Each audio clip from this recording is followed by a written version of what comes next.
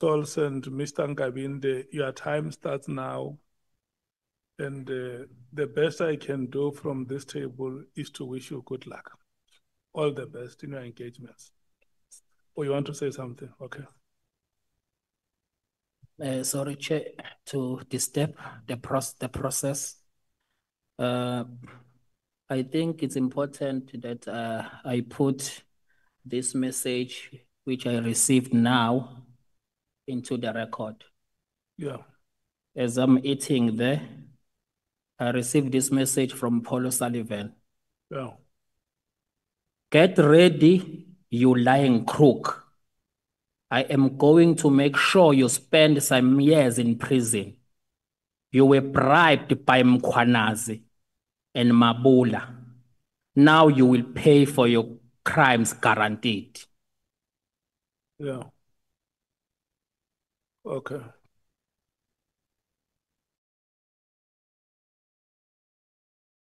Honorable members, are you triggered?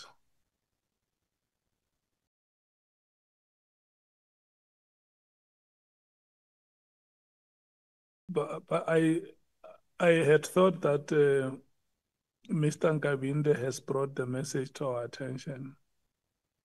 And then what we should do now, we may not be coherent in the manner we deal with it. Let's think about it. And then we are together this week and next week when we are in a committee meeting dealing with these matters. For now, what we should do is for the legal authorities of Parliament, Mr. Nkabinde, to work with you and find a way how they can help you in the circumstances. And then the committee will come and have a discussion on that matter and see how your rights as a citizen of this country are guaranteed. You know, when we fly that that banner which says proudly South African, we also include you in that message. Yeah, Honorable Nomvan. No, Chair, I know that it's not a meeting to discuss all these things, but we just want to put it to the committee that the sooner we call Paul O'Sullivan to come to the committee, the better. We've heard enough about this man intimidating people, running the show alone, putting his hands where he doesn't qualify to put hands. He must come here as a matter of agents. Before we close, he must come before this committee. We just want to put that on the record, Chair. Honorable Ngola. Thank you very much, Chair. In adding to what Honorable Nomvalo is saying, we'd already made a request for Mr. Paul to come before this committee. But I think, Chair, it is important to put it out there that we bear responsibility to protect the witnesses that are assisting the work of this ad hoc committee, and won't tolerate or stomach any form of intimidation if it comes out of a testimony that has been given before this ad hoc. We agree with you, Chair, that we're going to await the Legal Services Department to give us available options to attend to the matter decisively, and if needs be, attend it aggressively. Thank you very much, Chair. Honorable Matthews. Chair, I think we must also note that this is not the first time that Paul O'Sullivan has sent such messages. There's a PMG recording when the police committee sat, I think it was in 2018, and he sent a similar message to all the MPs. So it's not just about the witness that is here today, but it's also about us as members of Parliament and as members of this ad hoc committee. So a very strong message must be sent out to it. And I think we should also explore our legal obligations and options on what we can do about him outside of him just coming to appear here. We can't be threatened in front of the whole nation, actually internationally, by this Paul O'Sullivan. It can't happen. Okay. Honorable James. Honorable Sauls, do you want to say anything on this matter? Yes, Chair. I think very imperative that Mr. Nkabinde should send a screenshot of that message to us so that we also have that on record. And I think the whole country will be watching. What will we as Parliament do? If there was ever a time to show the power vested in us to save this country and put South Africans first, it's now. Okay. We can't allow that. Thank you so much. Honorable Skosana. Thank you, Chair. And I guess Mr. Nkabinde must screenshot that before he delete the message. And I think as MKP, we've opened cases and the police acted. We'll open a case against him. Because we can't have a thug intimidating parliamentarians and witnesses here. Like my honorable colleague Matthias said in 2018, he did the same thing. We cannot allow that, Chair.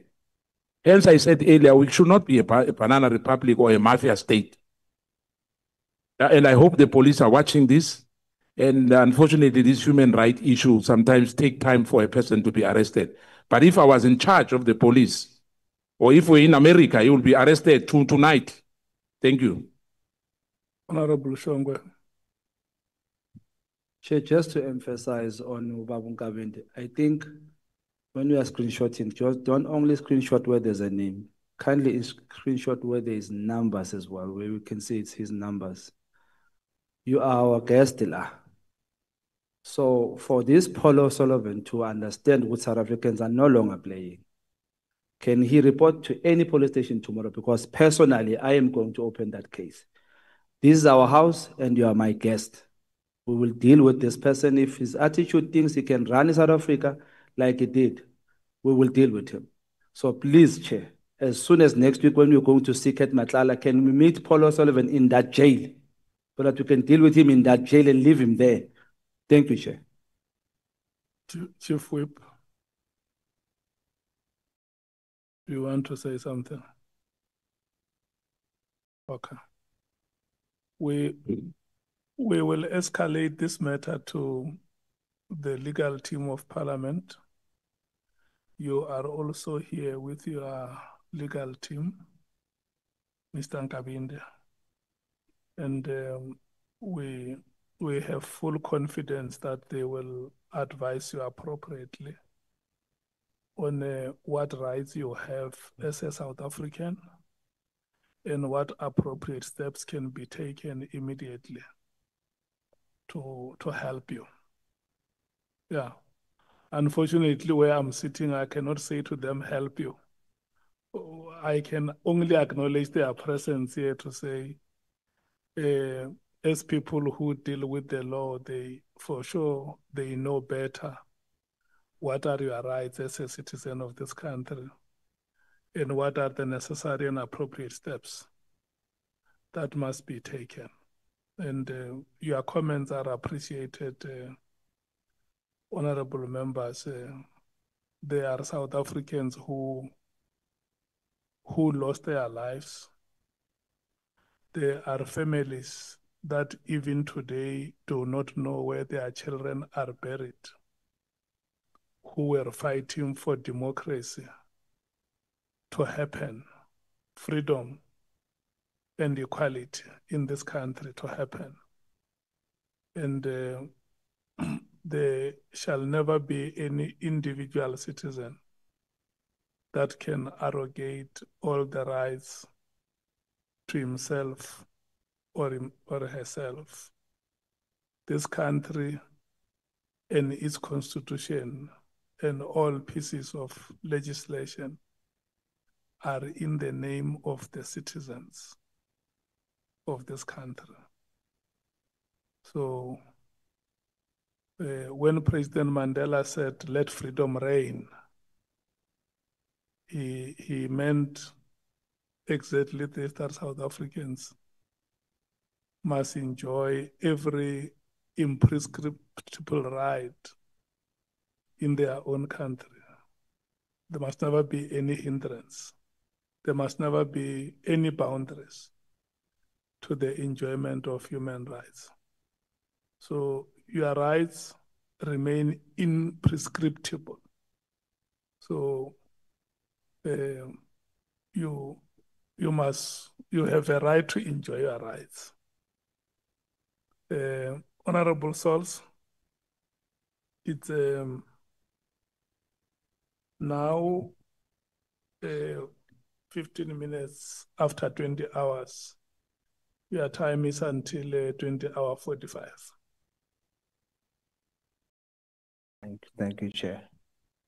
I think it's also very important to soberly say that we take what the witness read into the record on his phone in good faith. And we know that he will support the delegation by the screenshot so that Parliament does not appear to be saying we are just taking the testimony and therefore is moving on that. We are still requiring that evidence. And once received, we must take action. No one is allowed to do what Mr. O'Sullivan is doing. Evening, Mr. Nkabinde. Good evening. Based on your letter to Minister Cele, former Minister Cele in 2018, do you consider yourself a whistleblower? That's correct, Chair. Now, because you were victimized, is it correct for me to say that you understand what whistleblowers goes through or fights against corruption in this country? That's correct. Earlier, in your response to my colleague, Honorable Cameron, who said it was illegal for you to record General Mkonazi without his knowledge, you said you are sure that it was not illegal and that the law allows you to record. Were you referring to the RICA Act, Section 4.1, that says any person other than a law enforcement officer may intercept any communication if he or she is a party to this communication? That's correct, Chair.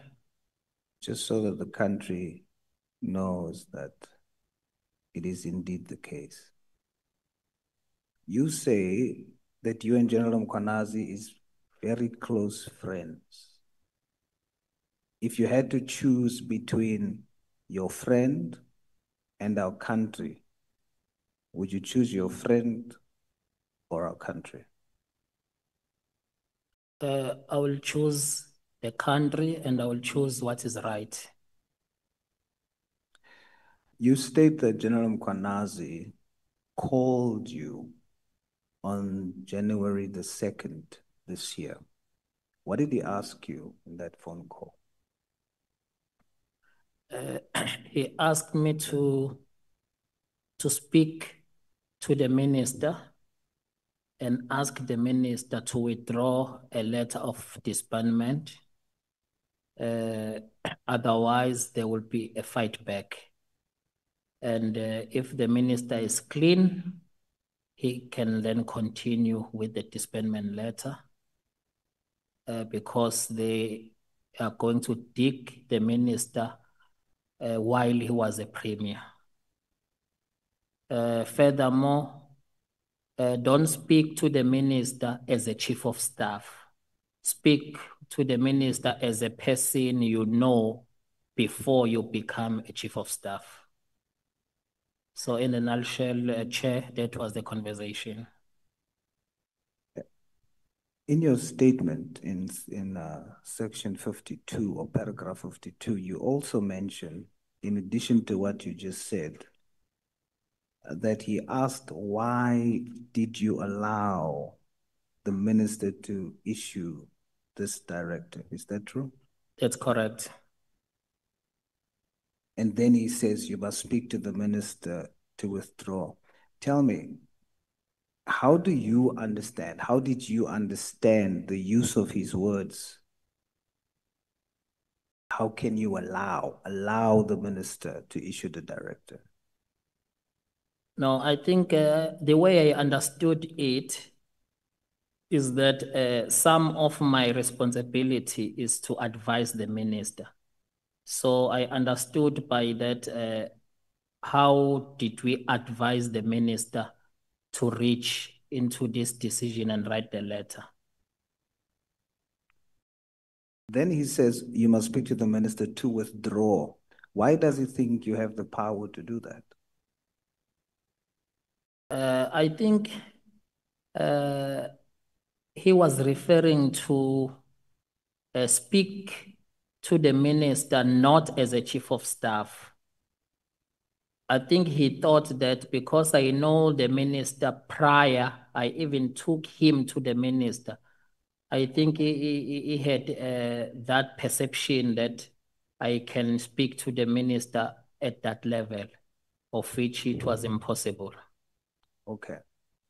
Do you know that he called the national commissioner on the same day, the 2nd of January, and that he WhatsApped the minister, Minister Mkuno, also on the same day? Do you know that? Can you repeat?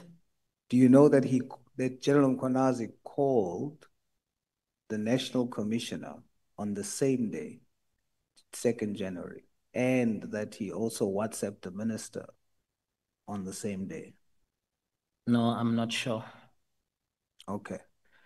I put it to you that that's what he did, and we'll see later why that is important.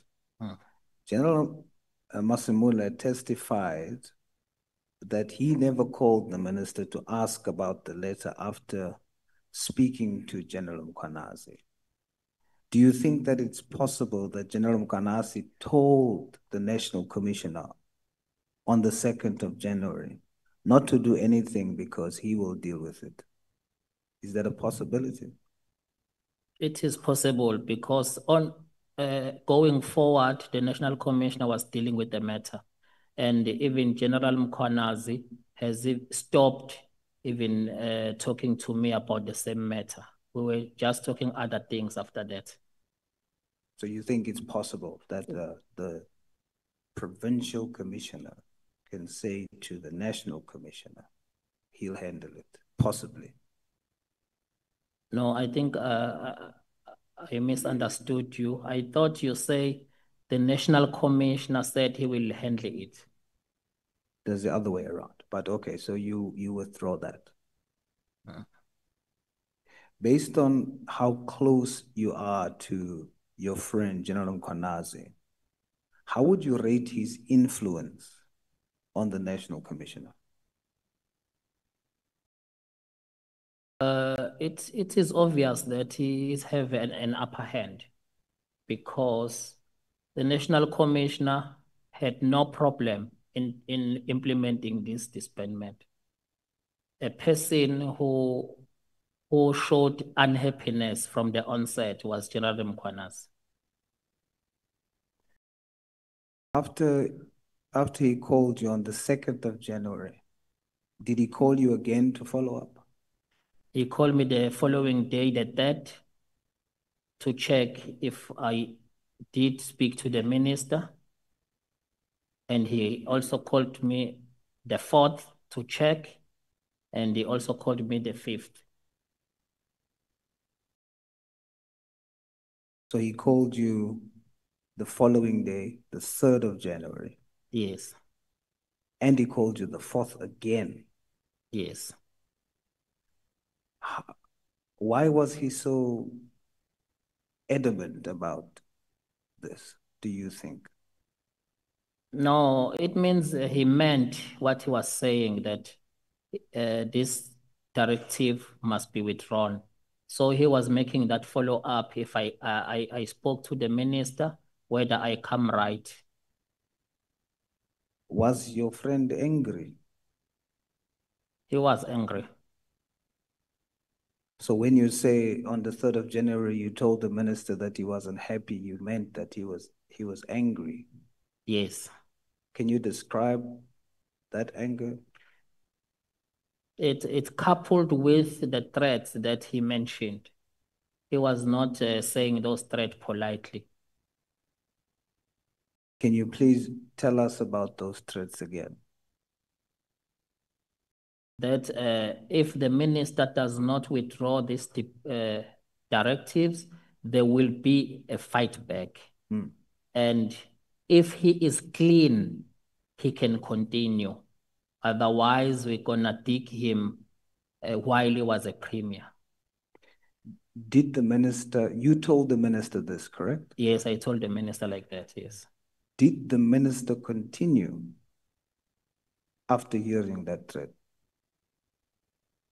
In fact, with these directives, the minister gave directives and there was nothing the minister has to do. In fact, the national commissioner was continuing implementing it.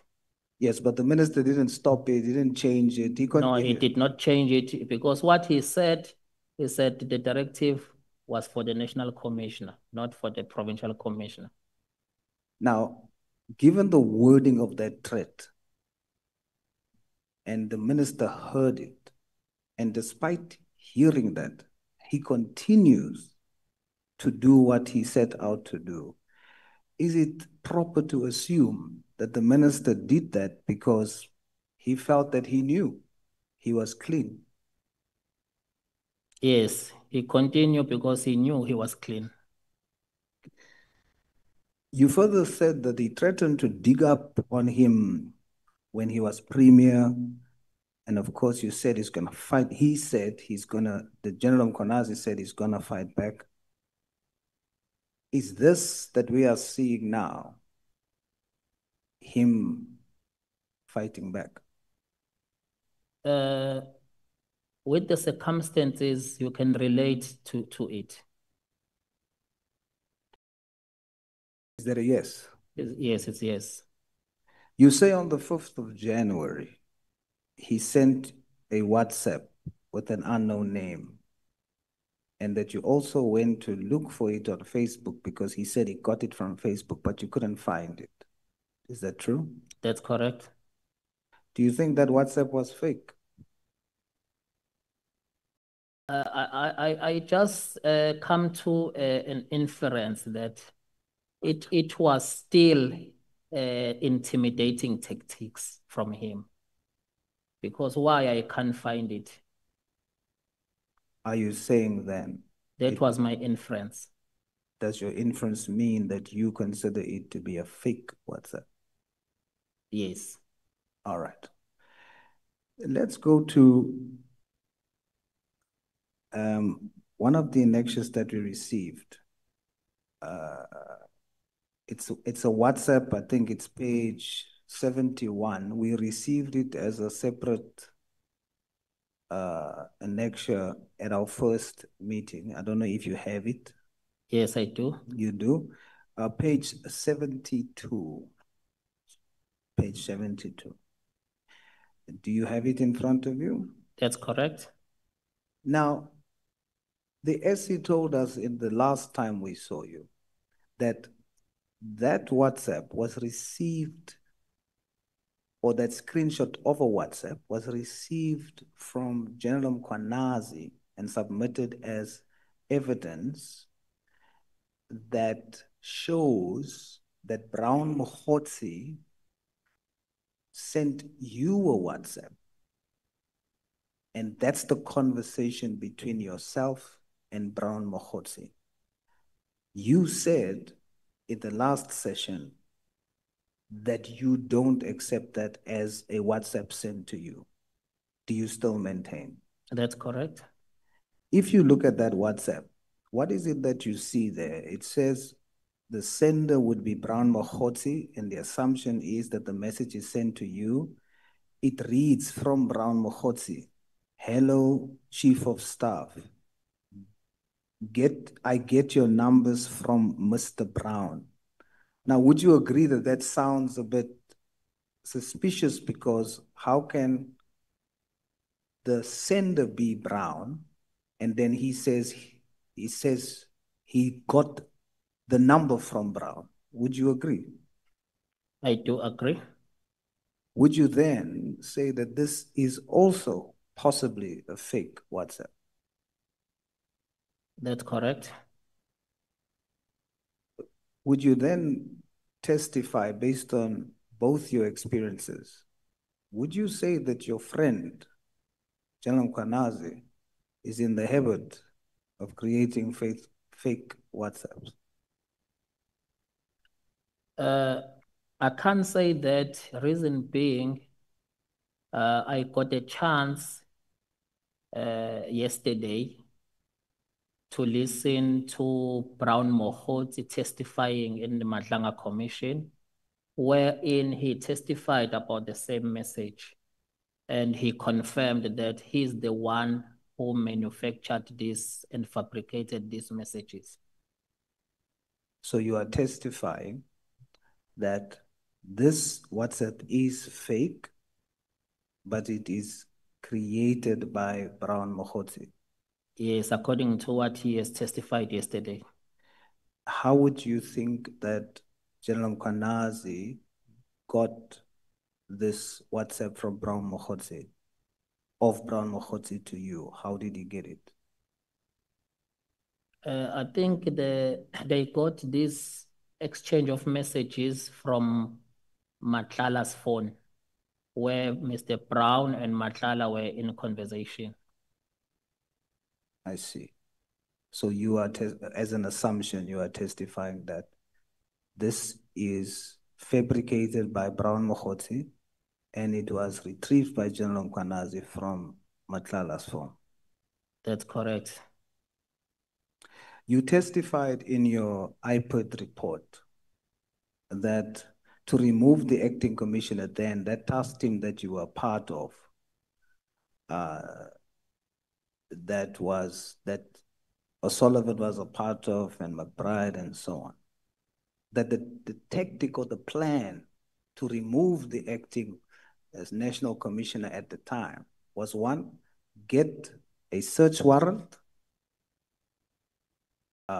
search and seizure warrant, and then organize with the media to then, when the search and seizure happens, that they are at the venue so that they can then, as a strategy, publicize it and in this way use that as a tactic to remove the national commissioner. Is that true? That's correct. Is that the same thing that Brigadier Konene did to you? I'm not sure, because according to him, they are investigating allegations that this committee is sitting investigating. I'm not following. I'm saying I'm not sure if they are playing the very same tactics, because my understanding, they are investigating the matter that even this ad hoc committee is sitting. So they are trying to get evidence. So I think that is an ongoing investigation. So you agree that you should be investigated? There's grounds to investigate you, to get a search and seizure warrant, and also publicize it. You agree with that approach, for you personally? After all that has been said, I fully support that the investigation has to be conducted so that it will clear our names that are already on the map for nothing. So your name is on the mud for nothing. So you don't believe that there's grounds for that action, but you are okay with it because you know there's nothing to worry about. They will not find anything, correct? That's correct. But procedurally, you disagree with the fact that they would take a search and seizure warrant and then have all this media around the whole situation. You disagree with that? I disagree, yes. So you would then testify that it looks similar than what you have reported in 2018? That is correct.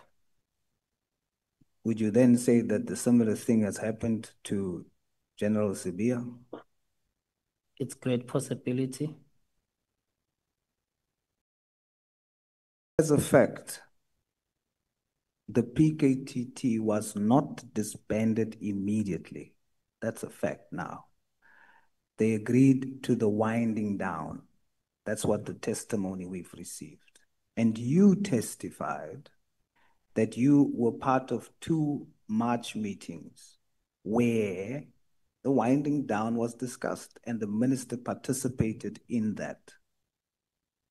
Would you then say, based on that, that even though the minister in his directive said immediately, but based on his conduct and actions thereafter, and you were part of 2 meetings in March, that would show that the minister was not forcing to rush it? That is correct.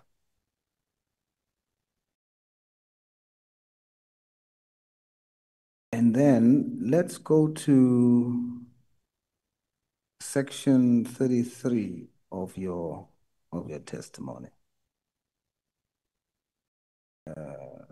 It would be paragraph 33 of your main statement.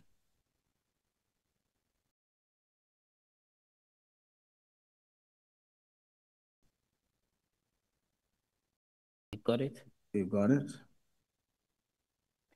You say there in the second sentence, you say, I agreed to go with Lieutenant General Mkwanazi because I was also planning.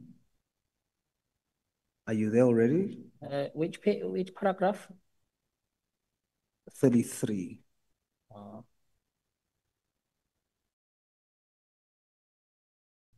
I got it. You got it?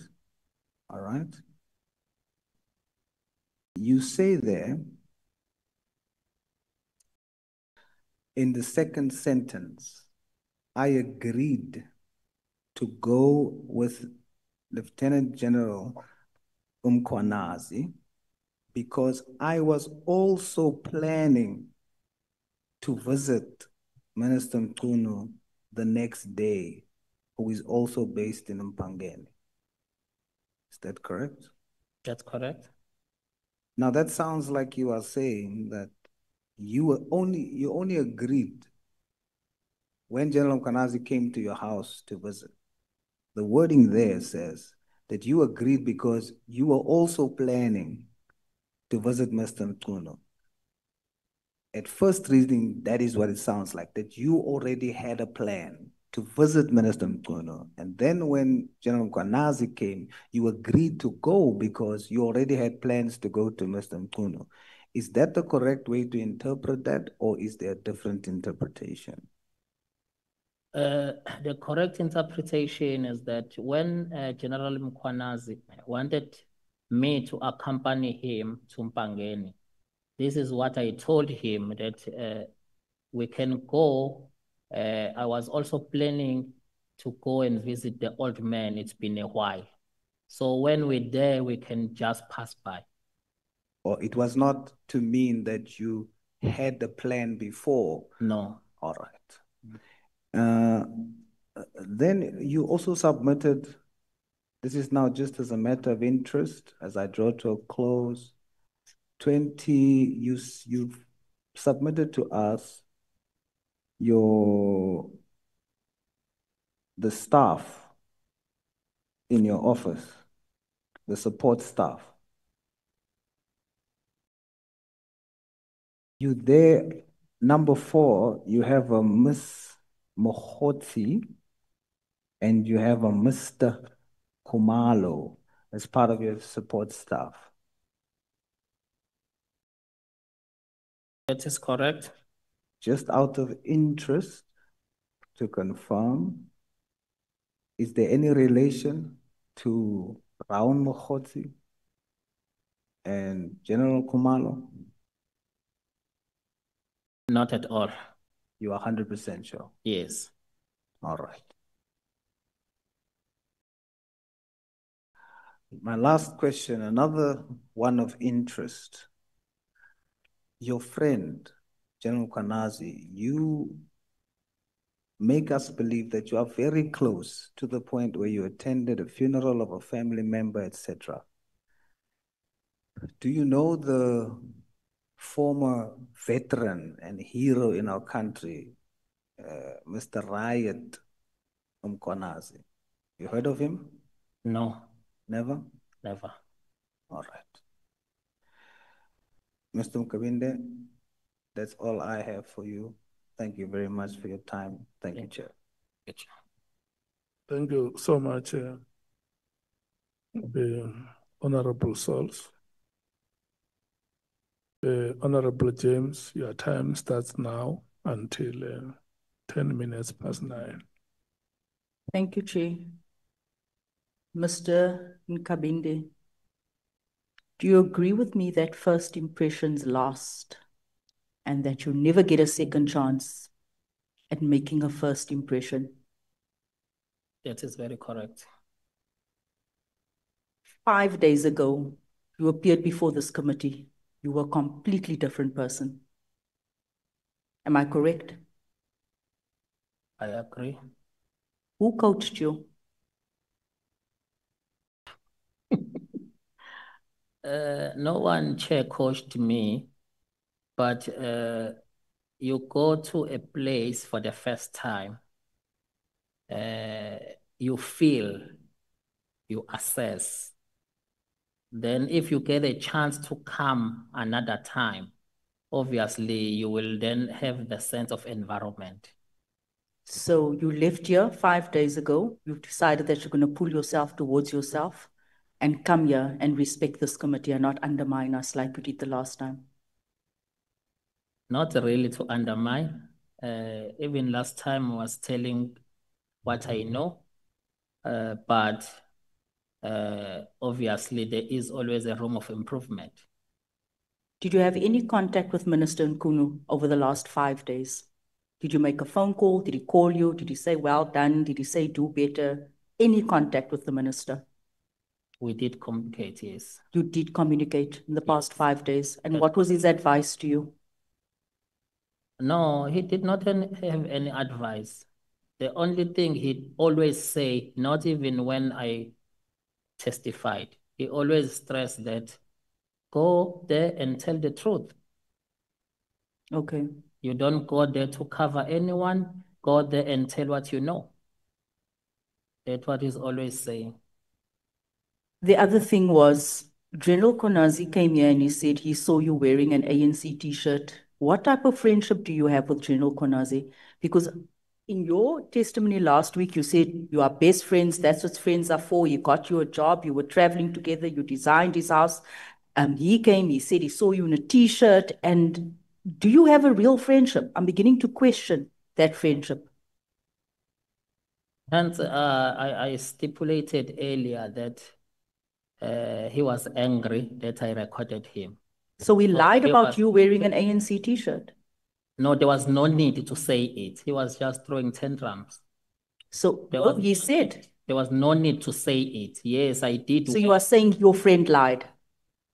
No, I'm saying he was correct that he saw me on my picture wearing a t-shirt. But there was no need to say it here. There was no relevance of it. No, we wanted to determine the extent of political interference. I think that's how that question came, where he said that he saw you wearing an ANC t-shirt. You said earlier on that you're not affiliated to any political party. Are you then, you were seeing you've got a picture in an ANC t-shirt. Are you an ANC supporter or an ANC member? I'm in a political office. The minister is an ANC member. I'm asking about you. No, I'm not. You're not. You just wear those t-shirts. Yes. If the minister is another political party, I'll support him like that as my principal, whatever is doing. So you'll just wear any t-shirt that where you can benefit. If there's a job, you'll wear the t-shirt. No, I'm already in the job when I'm wearing the t-shirt. I'm already the chief of staff. But you just said that you'll wear the t-shirt irrespective if it's a different political party. I'm trying to determine who is this man before us. Yes, I'm saying my principal.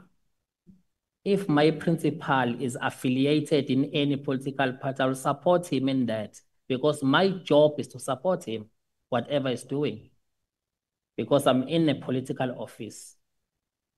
So irrespective of your own values and your own principles and your own beliefs, you will just do what your principal does and support. No, especially if there is no harm in doing it. Let me get to the more serious questions. In your meeting about in your report about the meeting at the house of former alleged gangster, drug kingpin, murderer, mobster, organized by Paul O'Sullivan, who was the AfriForum white male? I'm asking this because AfriForum has been meddling in a lot of issues, and especially when you're saying we have a state, the state has been captured. So I want to determine how far back does this go? I want to know who was the AfriForum white male and who was the DA white male at this meeting? They were introduced like that, but without giving names. So there's no register, there's no way of us tracking who these people were? No. They were referred as representatives. And the journalist, will anyone know the names of those two people at that meeting if we must go back and investigate this? Because this is very serious what you've mentioned. And the fact that this man is now sending threats, we need to verify that what you have told us here today is 100% truth. That's correct. Will we be able to get the names of the DA white male and the AfriForum white male? That's what you can get if you investigate, but no one entertained this. It was never investigated. And now it needs to be entertained. Then it will be, the truth will be revealed. You said Paul O'Sullivan often speaks and everything stops in SAPS when he speaks. Are you aware of the allegations that Paul O'Sullivan is linked to foreign intelligence services? No, I'm not aware. Because that was one of the allegations your friend made. I'm not aware that's possible. It's possible. Yes. Is it a coincidence that Mr. O'Sullivan owns the house of a drug kingpin, gangster? It is correct. Where we had a meeting, that house was bought by Paul O'Sullivan. Do you know what is so scary? The evidence is from a decade ago, your report. Yet the same characters are still very active and in fact are the first to come out screaming after that press conference. And today again, they are the first to come out screaming, sending threats. 10 years ago and today they are still active. That is extremely scary. And I ask myself, you formed a task team, and today we're all supposed to be clapping for a swimming fish. You formed a task team, you knew what you were doing, and you went to the home where bodies were found in bathrooms. You're part of SAPS, and you use taxpayers' money, and you take members from every unit within SAPS to advance agendas because people want ranks. Is that fair on South Africans? Is that the right way to deal with matters that compromises our safety in this country? And then you say, I had an aha moment, and then I stepped away. Do you know these people embroiled, these people that you were sitting around this table with? They've been feeding drugs to our communities. And I'm not saying this from hearsay. This is how serious this is. And it's scary to think that Mr. O'Sullivan is sending messages right now in this committee, compromising all of these members in this committee. And you as SAPS had a task team set up, a task team not to deal with the safety of citizens, a task team to deal with plotting against your fellow colleagues. Does that make it right? Not at all. That's why I reported it. You reported it, but you were part of it. There's no holy cows in this. There's absolutely no holy cows in where we find ourselves. So people can't participate, and months later they have an aha moment, and because they come here and they speak truth, we're supposed to be clapping hands. You were part of the harm. And you need to be held accountable. Am I correct? No, you're not correct. Honorable member, You're not correct. may you please not pass judgment on the witness. Ask him questions and allow him to respond. The moment I realized, Chair, I reported. Understand where I'm coming from. These people, I cannot understand, Chair, how SAPS members can go to the home where women were murdered, where bathtubs were filled with blood, and they decide to host and have meetings at a crime scene. We cannot be calm with it because that person that was sitting in jail was selling drugs in our communities with all the networks. No, I hear what you are saying, Honorable James, but we said that the witnesses who are appearing before us are not suspects. They are having a conversation with us as a committee to help us realize the objectives that we have agreed on in the terms of reference, the 4 pillars. I agree they're not suspects, but even if they're not suspects, Chair, sometimes they are enablers. Let me conclude this. Because nobody has been charged here or has been found guilty, has been convicted, let's not cast aspersions at them. Even those that are convicted, we still believe that they can be rehabilitated. So just have a conversation with the witness, ask him questions, let him respond to your questions. Chair, you need to understand where we're coming from, and when we say we are the voice of South Africans. They cannot be rehabilitated when they've destroyed the lives of many children in our communities that's now suffering with drug-induced psychosis. The scars of what they have done. We need to see and link what is happening here to communities, what is unfolding on the ground. Let me move on. Ask him a question, don't condemn him. When he comes out of here, he must still say, I met with the leadership of this country.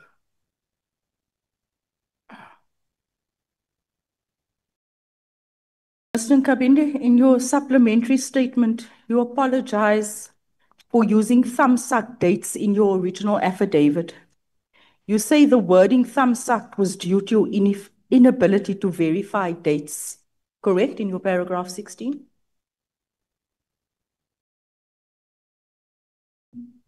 That's correct. You effectively excuse the fact that you told this committee that your dates were thumbsucked because your devices were seized on the 10th of October and you could not verify the dates, correct? That's correct. In the same supplementary statement before us, you again provide exact dates. For example, that the 30th of September meeting was cancelled and replaced by the 28th of October meeting, and that Konazi called you on the 1st of October and not the 30th of September. Now, how did you verify these dates if your devices were seized? I verified it with an assistant of the PA of the minister and the minister's diary. You blame the device seizure for your thumbsucked first affidavit. But in the supplementary, you say you verified dates using the minister's diary, which you say now, shown to you by the PA. Why did you not consult that diary before signing your first affidavit? Because what you said here the first time you appeared before this committee, you said that under oath. My initial affidavit and the topics that I was advised to cover I was satisfied with the version that I gave up until the question came from the committee that it's not enough. I must first check when and how I met the first time Brown, of which I never, and I think with the evidence leaders and my legal team, we never anticipated that we need to clarify as far back as I only reported the meeting of October, which it had materialized. I thought that was the issue, according to the guidelines. Moving on to claiming you didn't know Mokgotsi to now, you know him. When exactly was the first time you came across Brown Mokgotsi, and how did you get in touch with him? The minister gave me his number. When did you first get Mokgotsi's number, the date? 28th of August, 2024. You say in your statement that minister gave you Mokgotsi's number on the 20th of August. Is that your evidence? That's Paragraph correct. 55 Yes. and 55.6. That's correct. And then when you first started communicating with Mr. Mokgotsi, how many meetings did you set up in total between the minister and Mr. Mokgotsi? Because the last time you were here, and I'm getting somewhere, I know we've asked you these questions, you said only once. Yes, I was referring the one that said. You said only once. Yes, it's only once. And today, 5 days later, it's more than 5 times. No, it's because there's been 2 cancellations. It's only one. Only one what? Only one meeting that's set. I'm not speaking about one meeting that's set. I'm asking about your communication and your interaction with Mr. Brown Mokgotsi. My initial statement is saying I had several engagements with him.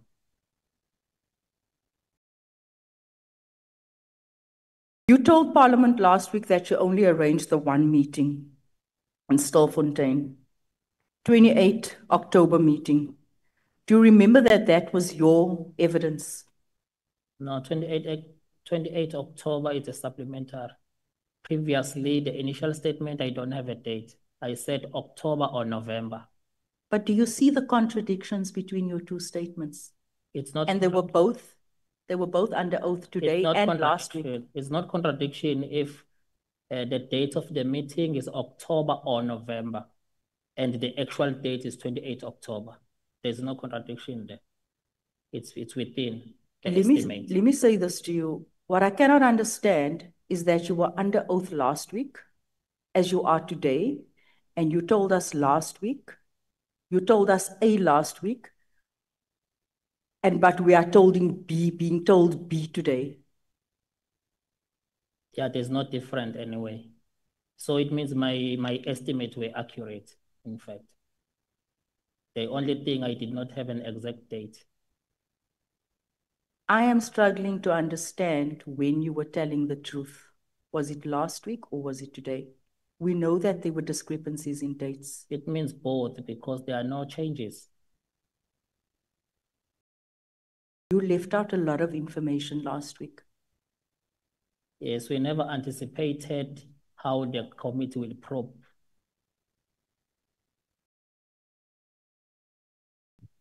Given all these contradictions, whether you knew Mokgotsi, how you got his number, how many meetings you arranged, your reliance on thumbsuck dates, why should this committee accept that your corrected version of any of your evidence? Why should we accept it as being reliable? It should accept it because it's not off. So you're saying that it's not this way off. If the initial statement, it's estimate October, November, and the correct date is 28 October, so it means there's no contradiction. So you're saying within 5 days, a leopard changed its spots?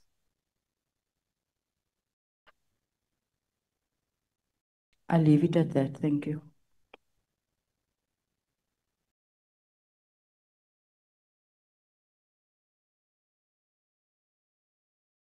Are you done, Honorable James? Thank you. Honorable Shongwe. will come after him. Yeah, yeah. Let's proceed, Honorable Shom. Okay, thank you, Chair. For Just a moment. Honorable Sols is raising a hand. Chair, I have a question. I know I still have time left. Would you be kind for me to ask that one question I didn't ask? Yeah, I will not agree. You can only come and ask later when all speakers have. We have agreed in principle that we are not going to come between the speakers. No problem, sir. Okay, Honorable Shongwe, let's proceed. Siyaphila mphathi. Siyaphila. Siyaphila. Ungixolele iloya lengisithile phambi kwakho usuyongilunguza. Hayi nongizohlala la. Mhlawumbe usisangashifta kancane. Mfowethu ngicishe ngathi kuwe mawubuye nabazali. Ngoba ngifuna nje sekethi ukuxoxa ngoba hayi bengingakuzwa kahle iveke elidlule. Ngiyabona kubuye udla intelezi. Uyikhafulela. Uqinile namhlanje. Udlile. Asicale la mfaka baba. Ngicabanga ukuthi namhlanje ngifuna ukusho ukuthi ngiyambona ke mina umngwane kaMkhwanazi. Ngoba sidinga amadoda azokwazi ukuthi alimele iqiniso. In the position you were serving, kudingeka amadoda aqinile. Kodwa ke kumina ukaphuma ecaleni leveni, isakulindile iveni ngaphandle. Sekuyoba ukuthi ikhapha ukuthi uyovula icala noma ungene phakathi. Siyoxoxa lapho lo. Ngiqala ucela ufuna ukudlula la. Wenze kahle ke wathatha le offer yomsebenzi when you had a fight with McBride. Why I'm saying you did very well in taking that offer is this. The forms at 83 asks you then, somewhere down there, have you worked for SAPS? Were you ever fired at SAPS? And once you tick yes, I've been fired, give you a space. Chair, young Pazamis, 5 minutes. 5 minutes, Chair. No, penalty, 5 minutes, Chair. More, 5 minutes more. Proceed, Honorable Shong. I'm sorry. I need that 5 minutes. I apologize very profusely. No, thank you. So I'm saying that document says where you fired at SAPS, and should you tick yes, it gives you a space where you must put reasons. You are not going to have those reasons because you had a contract or something that was signed, which is an agreement between you and McBride. That's correct. So I would applaud you for taking that offer. And I feel very, very sad. You know, when your phones were taken and Mr. Mkhunu's phones were taken, not so long after that, a gentleman who's also ahead in the IDEC got kidnapped and his phones were taken. What worries me is that the same Z33, you're applying IO to get IDEC, right? That's correct. It said that Sisoko got fired twice in the subs, if I'm not wrong, or IDEC somewhere. I paid. Yes. How come, in your own knowledge, he got to be rehired on at that time? By that time, McBride was on suspension when Mr. Sisoko got fired. And when McBride returned back to work after he won a constitutional court, then he brings them back. So is that allowed in SAPS? We don't know what processes he followed to bring them back. I was not privy to that information. Do you happen to know why was he fired?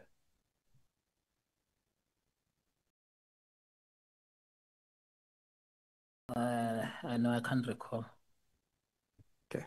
Angibambele na umphako mfethu uye nawe ekhaya engakakhohlwa. One, ngicela mawufika makubuya amafoni wakho ungizamele ngakho yonke indlela ukuthi umthole labantu be-DA, AfriForum, especially lower media. Do you know who was that journalist? I don't know the name. You know the name? I don't know the name. You don't know. Okay, umphako oqala lo mphako wesibili now oSolven wakubhalela email to whoever was supposed to hire you, right? That's and correct. you're not hired. I need that email.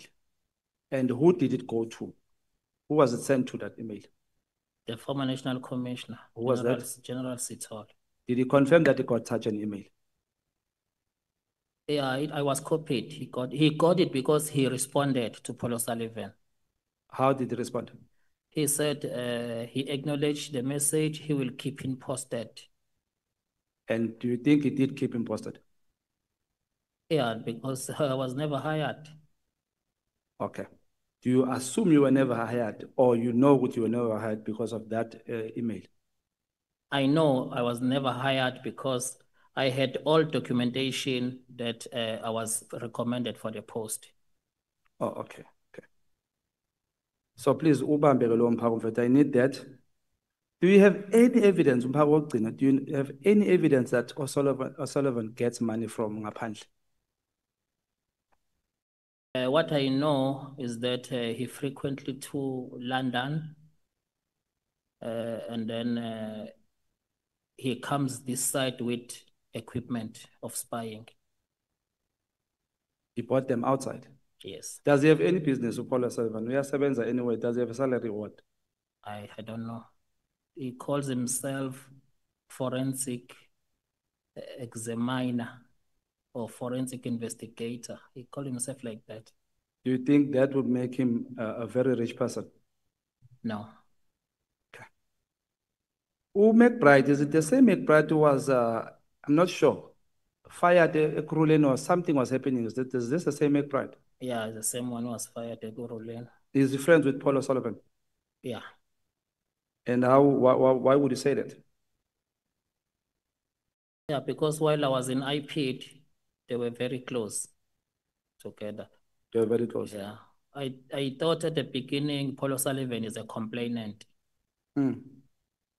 But I realized that no, they are pushing a certain agenda here. Unpet.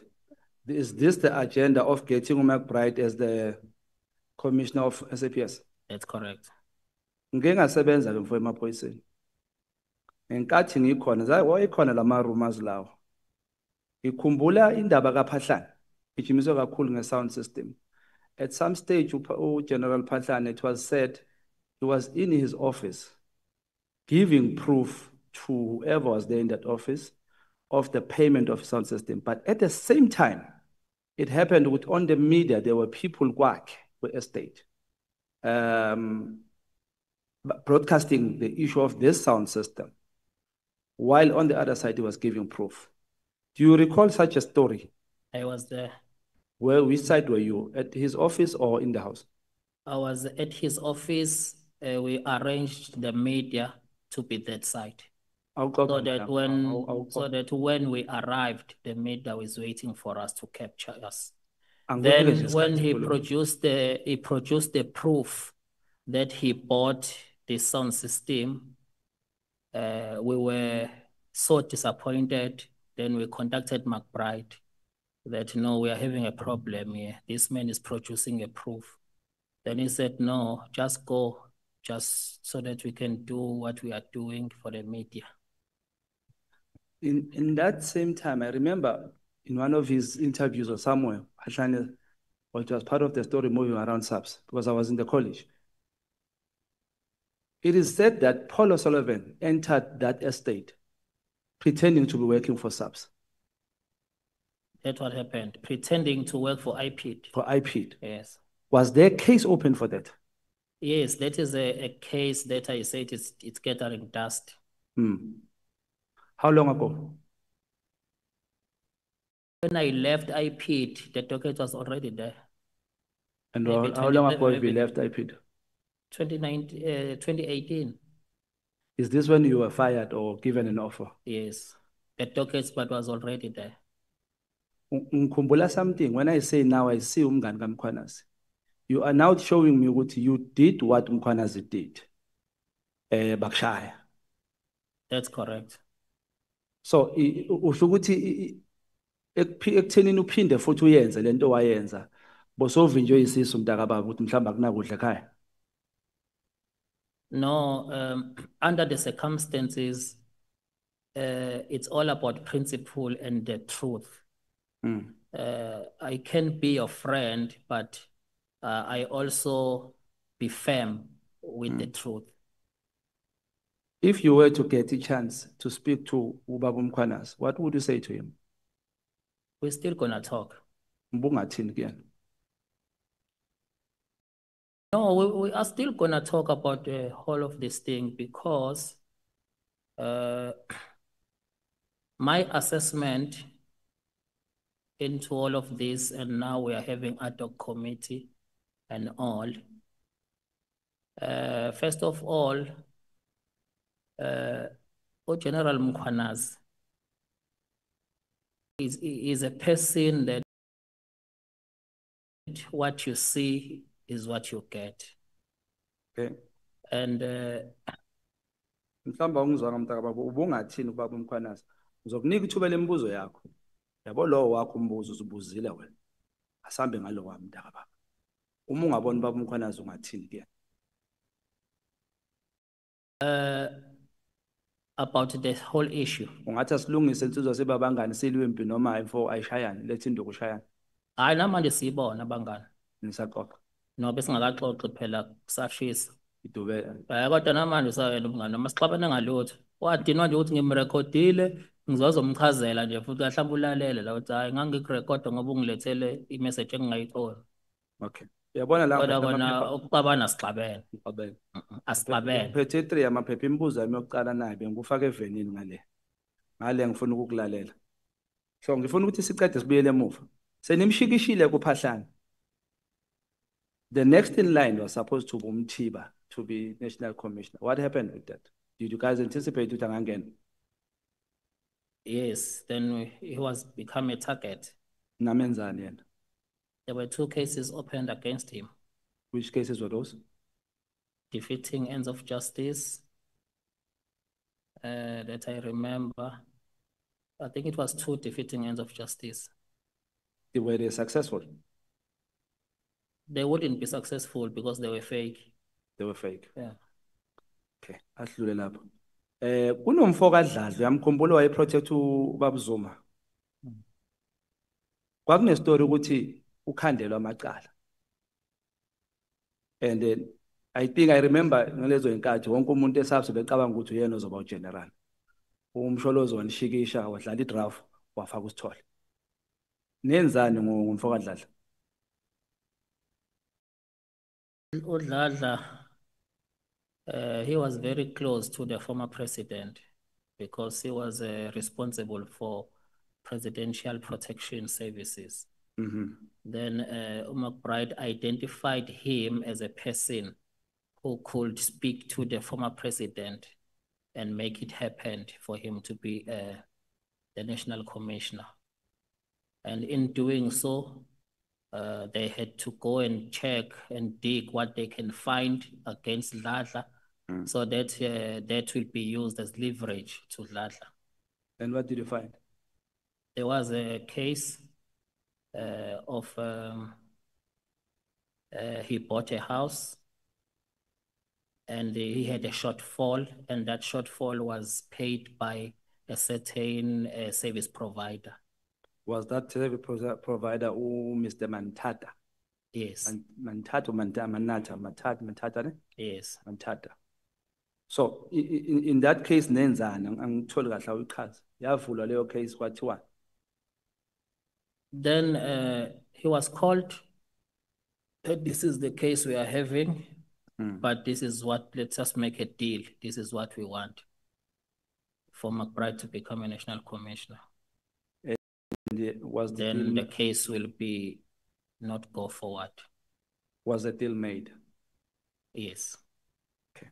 Do you think he took that offer because he was guilty or what? Was this money clean? Was this money clean or what? No, we couldn't prove any corrupt activities in the transaction because there was a loan settlement, there was a loan agreement, and also we could not find if Dladla is involved in any supply chain or procurement services. So it's also alleged we supply chain as well. There were allegations as well. The allegation was that the service provider paid a shortfall who happens to fitting a blue light in the VIP cars. So now, because Dladla is a head of Presidential Protection Services, and the cars under his environment were fitted by the very same person. So they were linking that as it could be a corrupt activities. I once came across a newspaper, I think the article was down there, saying this Mantata won a case. Was it the very same case, Lenny Bill deal or something? I think so. But now, you said today they are back in court on the same issue again. No. This is a separate blue light. There is another blue light where Pashane is involved. At the time I was working as SAPS, I think there were 3, if not 4 times of this blue light, because I was working at Benoni Mechanical, where we also fitted blue lights in that college. So his name was very well known. There's a company that fits blue lights, and the vehicle markings as well was done there as well. So I remember the standard didn't come once, it was in sections, right? So all these sections, do you suspect the people who are busy opening cases against Mantata were like looking for imali? No, I can't be sure because I don't have such evidence. So what would be making ukuthi abuyele kangaka record ulo Mr. Mantata kangaka? Because he's rumored to be complaining about Sisoko. Yeah, I'm not sure because I don't have merits of those cases. But if he is complaining, he need to have some ear to listen and investigate. Okay. Asibuyele kokugcina la. Why did the NDPP, Mr. Sean Abrams, never agreed with Mr. McBride to bring any docket without evidence? Yeah, because Sean Abrams will not allow to be part of capture. So that's why he left. Yes. So Mawuti capture, were you captured by McBride? No, he cannot capture me because I'm working with him. Okay. So were you part of him? Yes. In terms of doing this wrong? I was part of him until I realized that something is not right. Ngiyakhumbula inkulumo ethi wena naqabaniswa icase McBride wayekunikeza isiqondiso sokuthi uyifuna ihambe kanje. Which case was that and what did you do? If iqiniso lelo. Yini yaniqabanisa kahle hle? Ewo wona lama case abo Phahlane no Motiba. So those are those conduct that I could not take it once I realized that we are not pursuing crime here. We are just destroying people. So which case specifically singayixoxa ukuthi kwenzeka kanje? No, mainly it's gonna be Phahlane. Phahlane. Yeah. So Phahlane, you're saying nje uhleli lapho in your own word, Phahlane akenzanga lutho, waxoshwela mahala. Yeah, he produced even a proof, but we had to do that drama because that is a drama that suspended him. Which drama was it? The media. Which drama in specific? Nothing. Is it the sound system one or the sound system else? one? Is the sound system one? Even after he produced a proof, but we had to go to complete the mission. I think, Chair, on record, can we ask who Mr. Phahlane ukuthi asondele sizoyiqoqa lento. I'm finding evidence la ukuthi no, I'm not finding evidence. I'm finding into eshoyo ukuthi ke kugangiwe in the state and people were destroyed by his team nabo McBride and the Sisokos, if it is alleged, nabo O'Sullivan. But now I want to know something. The time O'Sullivan angene office in akhuluma nana niphama meeting, you said there was this WhatsApp group. In that WhatsApp group, bekhona bani nobani? No, it's McBride and the team. And the team. And the team, yes. Paul was part of that. Paul was always part of that WhatsApp. Yes. Giving instruction or just listening? Giving instruction. Sesizoyivala le ndaba yami nawe manje. Ngine question nje oyishilo, something oyishilo.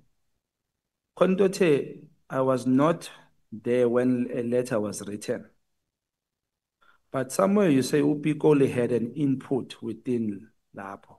What was uPikoli's input in that letter of disbanding PKTT? I can't recall, but Minister said before you send the letter, get uPikoli to proofread and check it. And then I remember there was few amendments that he made, which Minister agreed that I must send it with those amendments. Angimkhumbuli lo Pikoli. Is it Vusi Pikoli? Is it the one ebekakhona ku Zuma Must Fall campaign ahamba lapha phambili? State capture something? No, I don't think so. He was, how I know him, he was a former DPP at one stage. Yes. Very vocal. Yes. Okay. Mvuka baba, ngicabanga ukuthi abakwaNkabinde namhlanje uzamile ukuthi sihloniphe isibongo sabo. Ngabacelela ukuthi ekeni phambili ingathi mfethu ukwenza kwenu ngayicabanga izibongo zethu. Ukuthi kudinga ukuthi siprotecte futhi siyilwele. Ngoba yabona last week abanga ukuthi bowusindwa ilento eleziyami. Ubutatazela into engazwakali ube ngathi ukhuluma into engekho. But today mfethu ngicela uhambe ekhaya uqine. Yabona ngiyakwazi ukuthi ngubale nami nalamadoda engihamba nawo amathathu kanye nomkhwanasi. But asike sibuye siphinde sidibane. Sasa ngicela uyongivulela icase mfethu ngiyacela mina this one ngiyacela angu instruct ngiyacela. Ngikhathele lo Paulo Sullivan wakho. Ngikhathele impela uyena. Sizokwazi ukuthi silungise country yethu. Ngiyabonga. Thank you Chair. Thank you so much, Chief Whip.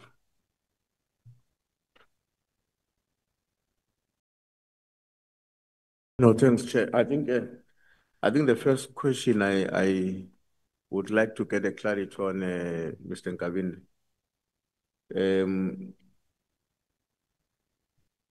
Has to do with the participation of the journalist that we are referring to on the McBride plot. What I want to understand is whether the journalist was engaged consciously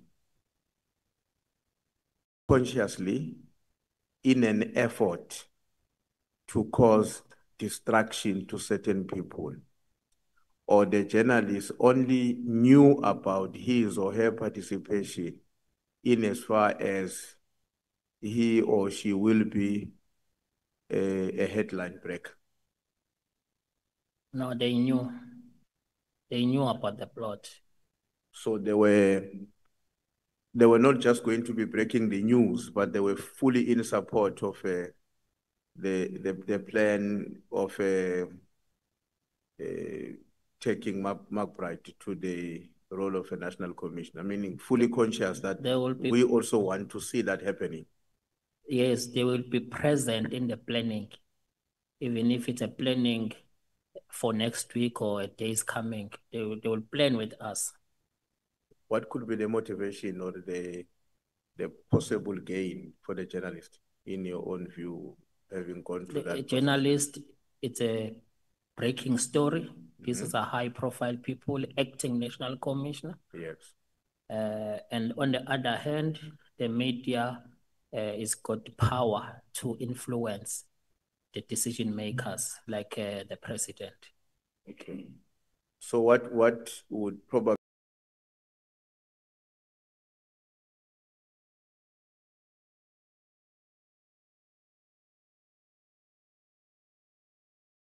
be their benefit at a later stage would be that this journalist in particular, or those journalists, will have a national commissioner who I will say eats on the palm of their head. Possible. Okay. And then on the issue of, and I want to come back to your statement. If you remember the statement that you gave us, I think it's on the first one, paragraph 25. Paragraph 25 of the first statement, not the supplemental one. In that paragraph, you are making references to the hawks being used. That is a matter relating to the concern that had been raised to you and IPED. Who, in your own opinion, and for what purpose was using the hawks, or could be, or could have been using the hawks? No, I was not privy to understand political dynamics at that stage. I'm not sure. Okay. When Minister was here, and one of the things that, among many that he told us, was that he directed you to send his letter, his directive, Yes, to the Office of the National Commissioner. yes. But then he discovered that beyond the National Commissioner, you also sent the letter to the PAs of other generals. Are you aware of that? No, that's not correct. That's not correct. Yeah, if he referred to PAs, he will be referring to PAs of the National Commissioner. Okay. Because he said, we have that on record, that I think it was me or someone else who even asked a question. It must have been myself. I asked a question that shouldn't we draw some inference to the conduct of Lieutenant General Sbiya on the matter, and with him having been told almost at the same time with the National Commissioner about the directive, would not create a perception that Mr. Nkabinde was somehow a part of a game which was intended to ensure that this directive is out. It must never be delayed. Sbiya must have it as soon as possible. I posed that question to the minister because he said, I then discovered that the letter was also shared with the PAs of other generals. So I'm explaining to you to understand why was it important for me to ask that question, because we have been exposed on the activities of Lieutenant General Sbiya, some of which raise questions about the manner in which he essentially applied himself to the disbandment of the PKT. So that is a context within which I was asking the question. So you didn't share it with PAs of other generals? Not at all. What is reflected there, these are only people I've sent. Okay.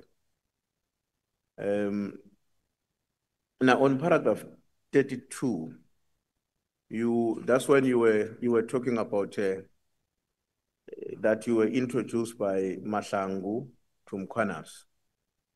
Correct? Yes, you were introduced by Mahlangu to Mkhwanazi, and then of course you got along from there as friends.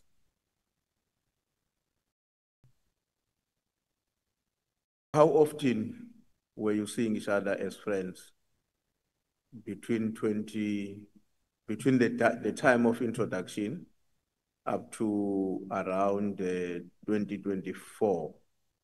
How often were you engaging with him? No, because of the busy schedule, especially his site as a PC, and also me working in Gauteng, and he's a PC in KZN. So it was not that regular. Maybe if he comes this side, we might meet. I might go to his hotel. Then when I go to Durban, he might come to me. I might go to him, but it's not regular because of his busy schedule as a PC. Okay. And then after you were appointed as the chief of staff, how regular were you interacting with him? We were interacting quite often now. as a chief of staff. Chief of staff. Yes, we were interacting quite often. Especially before the 31st, let's say even before the 31st of December when Even the minister. before 31st, even after, because without the directives, we used to talk some other things as well. Okay. So in the course of your engagement with him as your friend, I mean, it's natural that friends will also share their own frustrations about the work where they are working, whether it's government or in the private sector.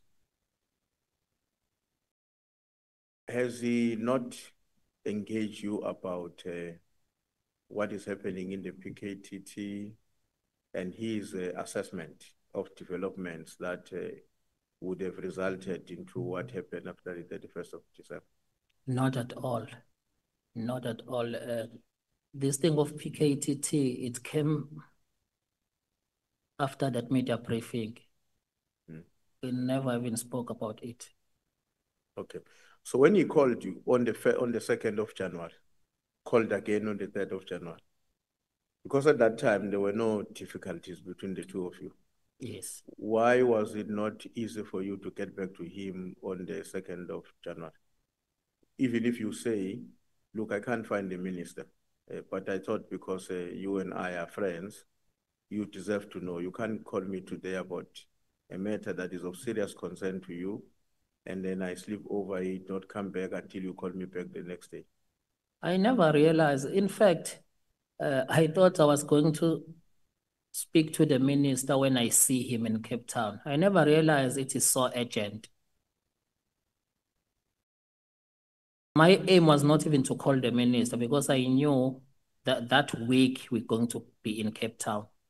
Then when I sit with him, then now because of these consecutive calls, then I had to now check with the minister that. You made a reference to paragraph 49 of your statement. I will give you a summary. You don't have to go back there. You remember once I said. But the point that we were saying was that in your understanding, the implementation of the directive of the minister will only take place when the national commissioner is back. You said that is your understanding. Yes. Now, what informs that understanding, given the fact that the directive is issued on the 31st of December, the national commissioner is away at the time when the directive is being issued, and he will only come back on the 14th of January. And yet, the first report is required 6 days later, which is the 20th of January. For me, after General Mkhwanazi indicated that he is not happy, he indicated that let us wait for the national commissioner to come back, because in any event, the letter was directed to the national commissioner. So why I'm referring to this, it's because the due date is after the national commissioner is back. So when the national commissioner is back in the office and there are any concerns he wants to raise, at least he will be back in the office. It will be different if the due date is during the time is away. Okay. You know, the national commissioner told us, I mean, there's one thing that you and him agree on about the meeting of the 6th of March.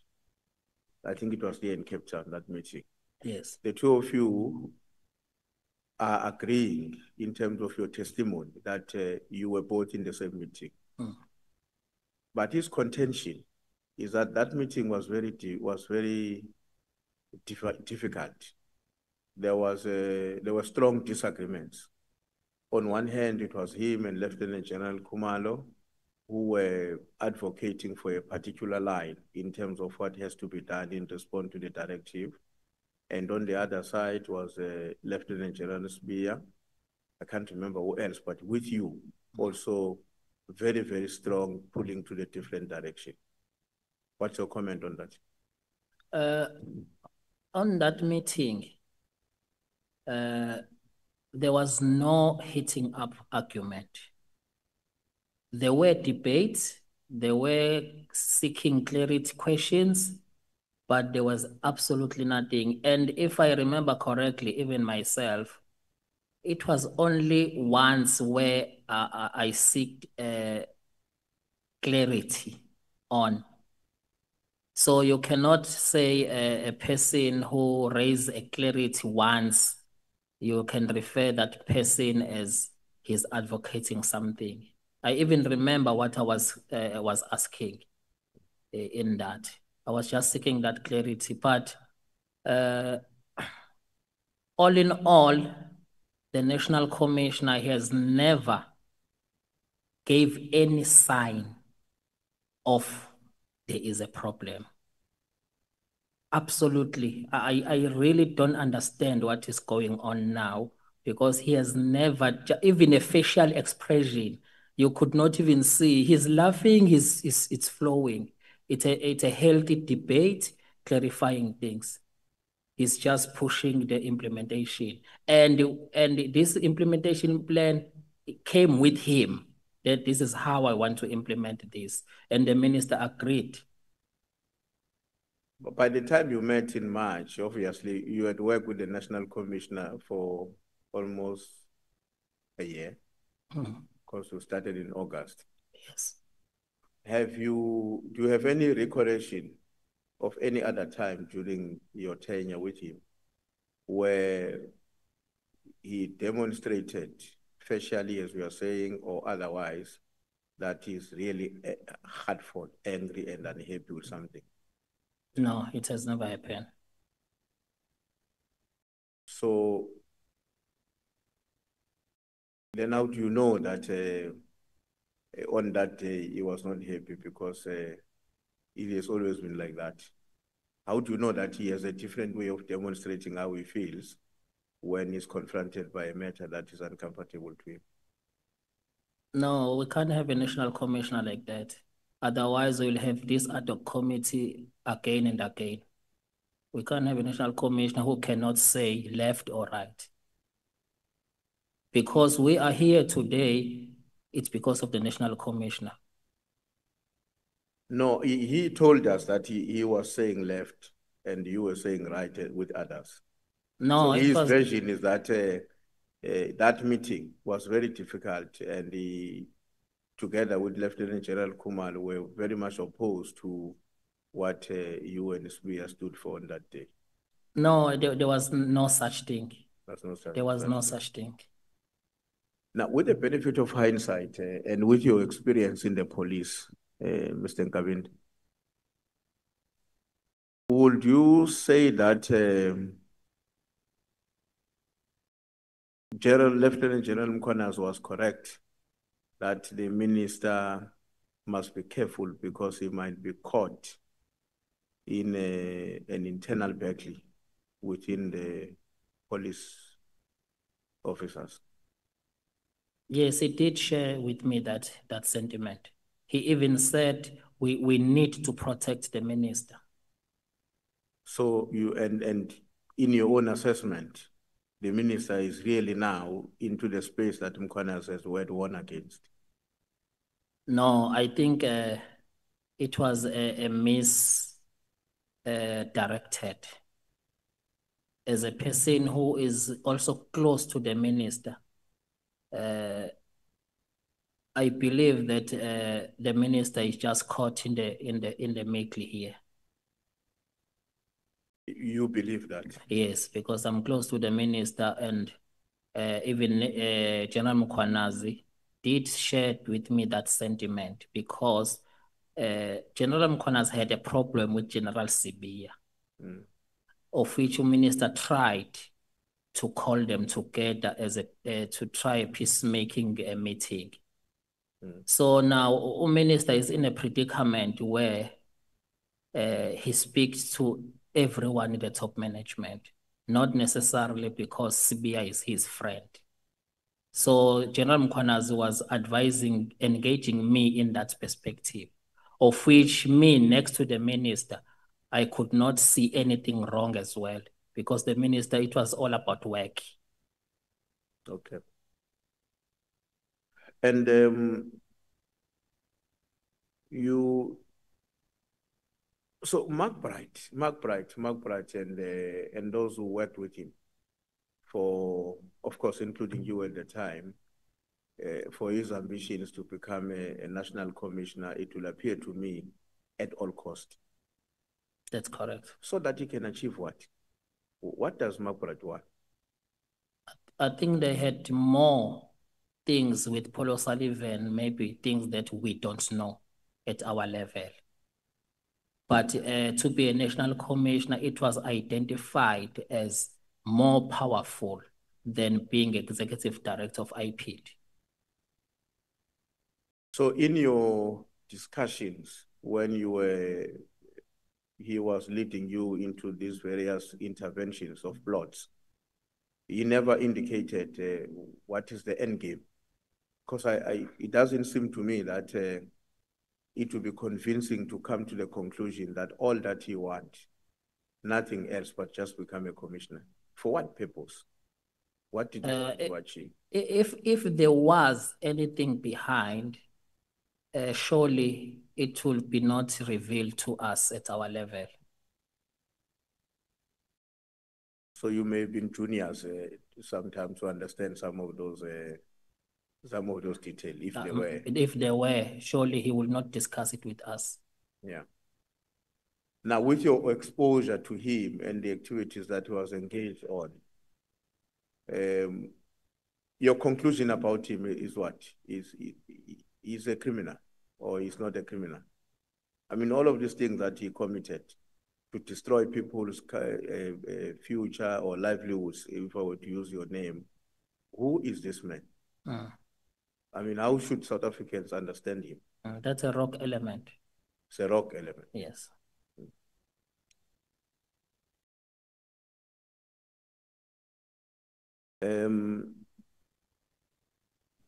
Now, it would seem to me, Mr. Nkabinde, that following your report, the IPID report that you gave us, it would seem to me that maybe more than what we have come to realize, but there are seriously dirty policemen, because I've not heard of a policewoman as yet, policemen in our system. And what do you think we need to do to eradicate them? What will it take? You are a police officer yourself. This is your terrain. You've been there. You were fortunate that besides being an ordinary police officer, you became, you were taken into the IP, deployed there, and from there you went to the department to become a chief of staff. Now, you are almost closer to people who might say in the nearest future, I've seen it all. What do you think we need to do in order to defeat that behavior, that destructive behavior within the police service? Yeah, I think it's more of a consequence management. No accountability. Instead of accountability, there's so much cover-ups.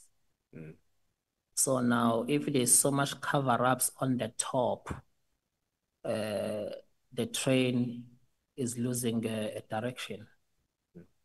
But it's more of accountability and consequence management, and make sure that people are held accountable.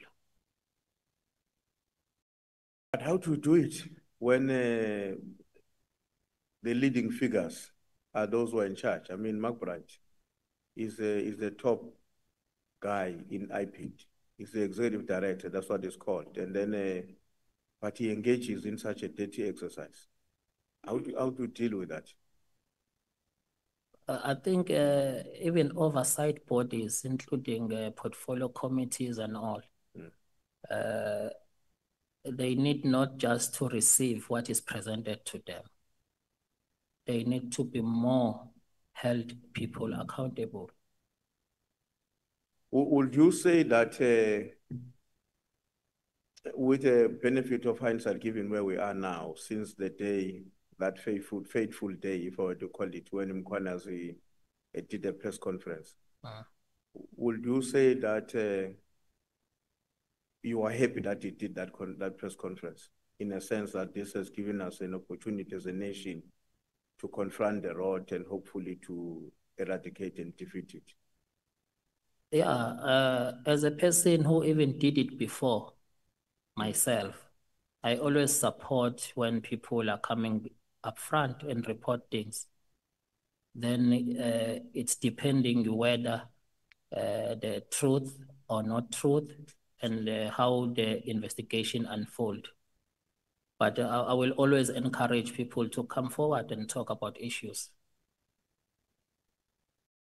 And then this document, your report on IPIT, that report on McBride, I just want to draw your attention to a paragraph on page 6 of 8, where you say, Mr. Sisoko recalled this docket back to the original investigating officer to continue with the investigation after the outcome of the ANC conference. And this case is still not yet finalized up to date. What was the significance of the docket being recalled and you mentioning the outcome of the ANC conference? What is supposed to be understood by us with that?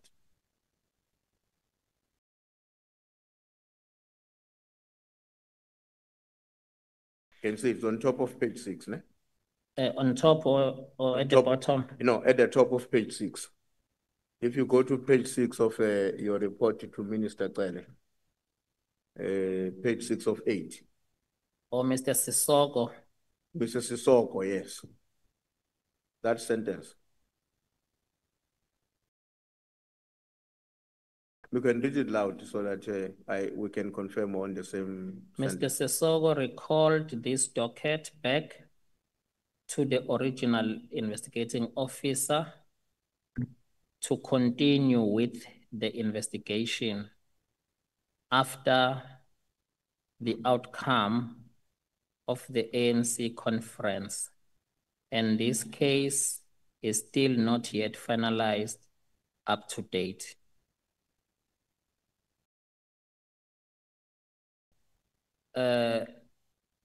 This docket, it was the docket against Ladla.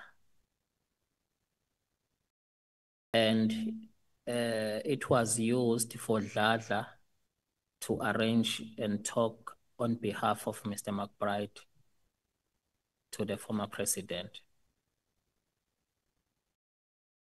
And then this docket was removed from the initial investigator. Then, after the former president appointed General Sithole, it means the plan has never materialized. So it was thereafter, after the conference, when McBride wanted the docket to move now, because it did not yield the desired result. You know, the reason I was asking Mr. Nkabinde, I wanted to ascertain the significance of after the outcome. Because after the outcome and after the conference may be two different things in terms of the importance you are attaching to them. But you have used the word after the outcome. Is there any particular reason why there is a reference to the outcome, not after the conference, just general? Yes, it was relevant because this docket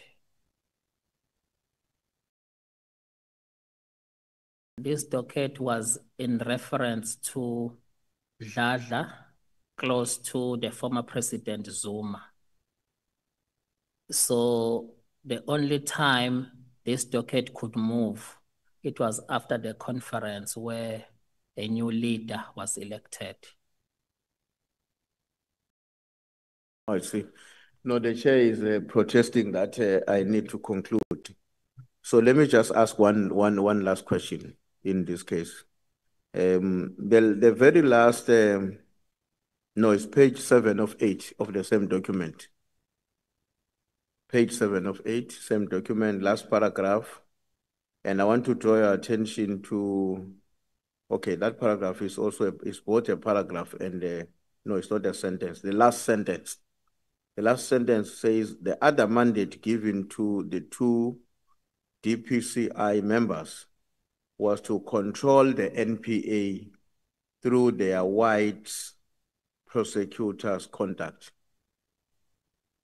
Who were the white prosecutors? They had their own prosecutors that they deal with, not any other, because they had a certain understanding. So basically there was a cabal of prosecutors. That's correct. Who are equally part of these conspirators. That's correct.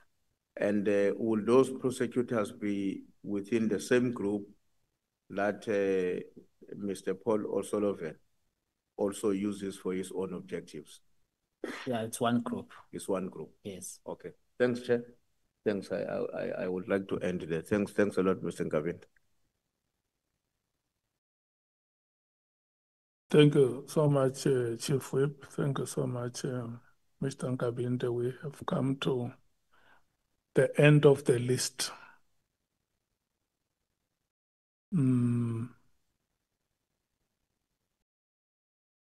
I want to ask you some questions.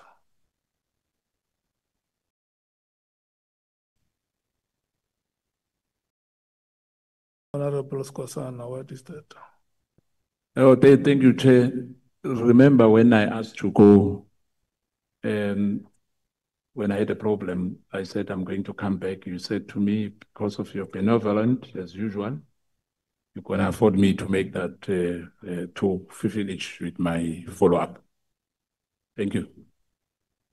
How many follow-up questions do you have? It will take me 3 minutes, Chair. Okay. Who else? I'm donating the other 3 to you, Chair. Yeah.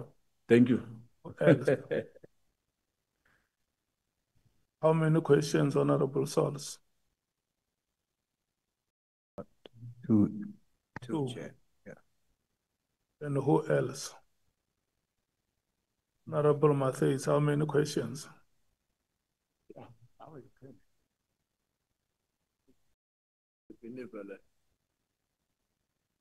Yeah.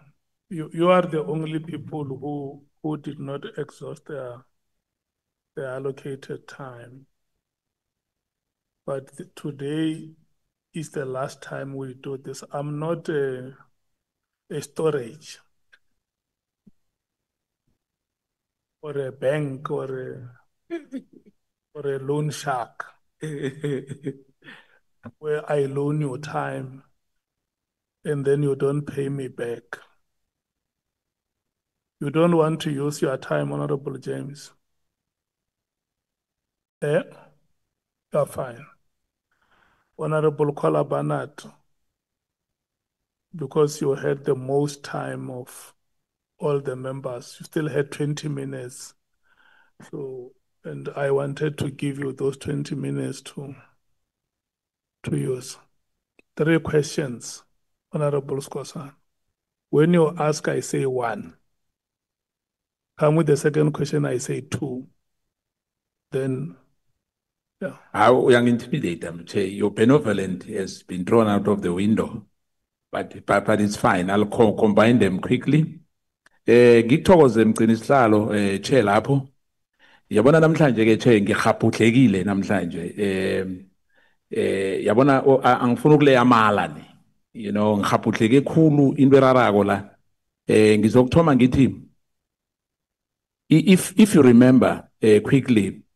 Do you know Leon Mbangwa, the former chief of staff of Minister Natim Nteko? And why I'm asking that? I'm asking that because if the allegation is true that he's one of the person you asked him to help you in terms of how are you going to perform your duties as a chief of staff in that office, is that true? That is correct. Now,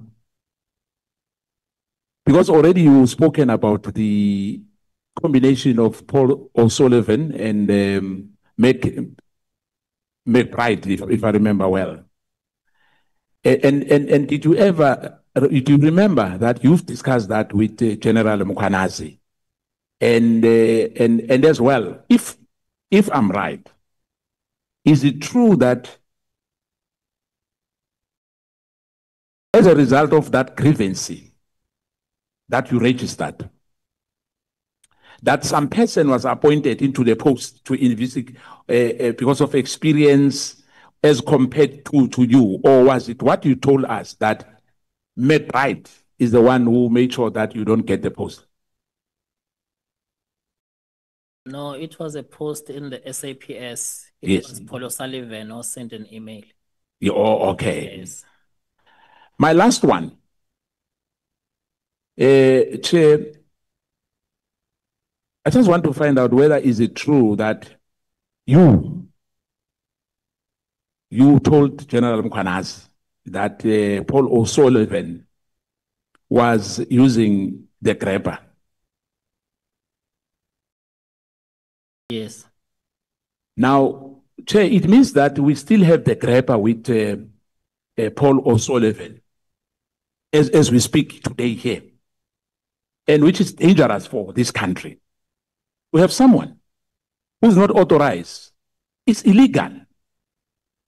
But let me tell you, and I must say this as I'm closing, Chair. Mr. Nkabinde said, you must walk with pride. You must walk tall. Few men and women have done what we have done to today. Forget that you are part and parcel of the cabal, which the Pathanitas team. But we need people like you in this country. You know, your conscience spoke to you to say, noma ngabe kwenzeka ini mara wena namhlanje uyositshela iqiniso. Ngamanye amagama ngithi ukuthi ungathuki of what happened earlier here. Thank you. That why namhlanje udecide ukusitshela. Charlie, thank Ngithi you. ngamanye amagama salute. Thank you so much, Charlie. Honorable Souls. Mr. Nkabinde, which year did your friendship with General Mkhwanazi start? 2017. And the job that he got you at the security company, what's the name of the security company? Can I reserve the name? Are you willing to say it in camera? Yes, because it would be unfair to disclose a private company name in public. Granted, if Chair allows for us to get the name in camera, I would appreciate that, Chair. I will arrange for him to inform you. Yeah, but he's right. Because, I mean, it was not criminal that we can say it's a matter of investigation, but just to mention any innocent company's name like that, I don't think it's okay. Unless if it was a subject of investigations, and we would only do that if those investigations were concluded. Sister, Honorable Matthews. Thank you, Chair. Mr. Nkabinde, it's just also to follow up on Honorable Souls. You actually state the name of the company in your first. Are you withdrawing that? from your statement, because you, on paragraph 36 on your first statement, you indicate that you were qualified because you served as an assistant director at IPID for 5 years, and then you were the forensic manager at Secure Assist for more than 6 years. So you withdrawing the name of the company now? Can I not disclose the name in public? It's fine. But you did, you put it on your statement. Yes, but can I not shout the name? But the statement is public. Yes, it's fine. But can I not shout the name? Okay. Your understanding is assistant director position considered a senior position? I thought it was a deputy director is considered senior. Assistant director, yes, it's not a senior, it's a junior. Okay. Then I acquire more when I was in the private sector. Which was, as you indicated. Yes. So you started at that company, which you don't want to shout out, but it's here in your statement very clearly. You said in May 2019. No. Am I correct? When did you start working there? It should be November 2018. It was November 2018. Oh. Okay. Do you know that the company was only registered in July 2021? Yeah, the subsidiary of that company. I know we've got another new one, but I'm started with an old one. Okay. So here in your statement, you give us the name of a company where you spent 6 years and you name that particular company that you don't want to say loud. Yes. But now you're saying there was a different company that you were with, because Yes. this one that you mentioned here in your statement No, was only registered in July 2021.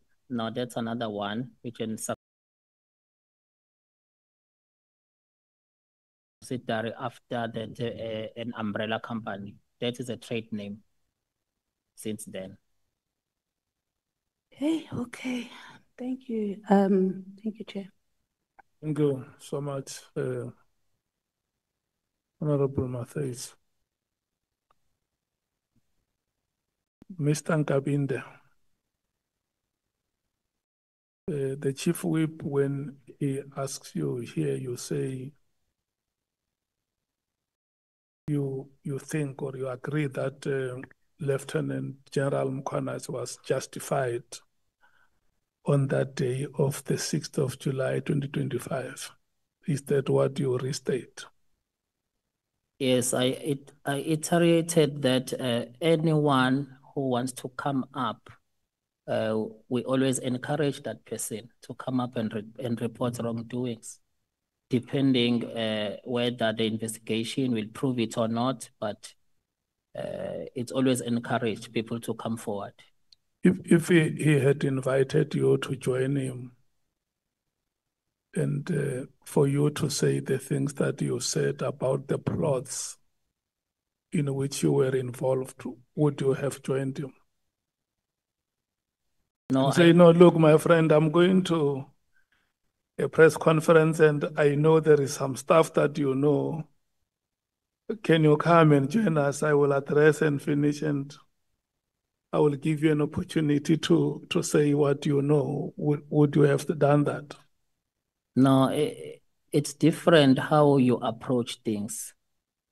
Because I would have loved to expose, but not probably in the way he did.